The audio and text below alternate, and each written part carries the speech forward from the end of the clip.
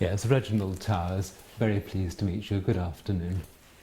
Mr Towers, you attended the recent Planning Committee meeting on the Oaks development at Ealing Town Hall.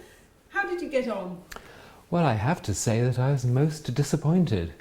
I arrived in good time for the meeting, but found that I could not gain admittance.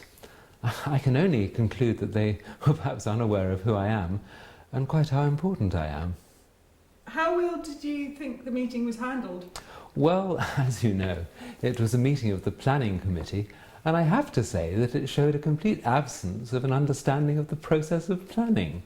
As you may know, planning is one of my specialities, and I am actually prepared to offer some tutorials to the Planning Committee on the correct process to go through to plan a relatively simple event like this. Essentially, planning begins with your strategic objective.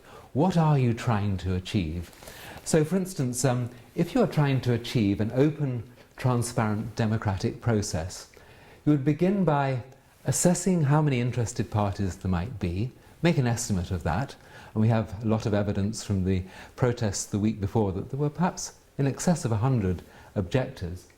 You would then plan a room to accommodate 100 plus people, act, and you would then achieve your open, transparent, democratic process.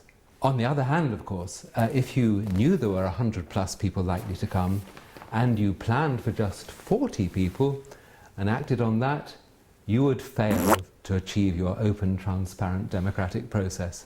There is, of course, a third possibility, a sort of third way, which is that if your strategic objective was to steamroller through your proposal and to ignore and frustrate the objectors, then indeed, to assess the numbers at 100 plus, to plan for 40 and to act on that would achieve your strategic objective really very neatly indeed. You would ignore and you would frustrate your objectors.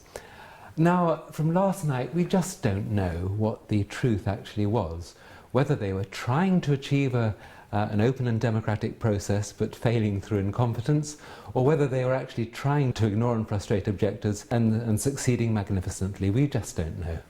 How do you feel about the outcome?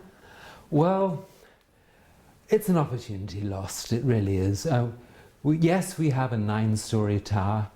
Yes, we have a population density which is going to exceed that of the London plan, but not by very much. We could have achieved so much more by having 22 stories, 32 stories. We could have achieved really quite, not world-beating, but London-beating population densities. And really, we could have exceeded the limit prescribed by the London authorities by a much, much wider margin. We could have had a proper tower for Acton. And furthermore, within that proper tower, I feel that we could have had a planning committee chamber which could have had sufficient capacity to accommodate all the objectors that there may be in the future to future planning objections. And I feel there may be really quite huge numbers of people objecting. Let's accommodate them. Let's build a tower. Let's build a tower to the planners, a tower which will accommodate all the objectors properly. Thank you very much. Thank you, Mr Towers.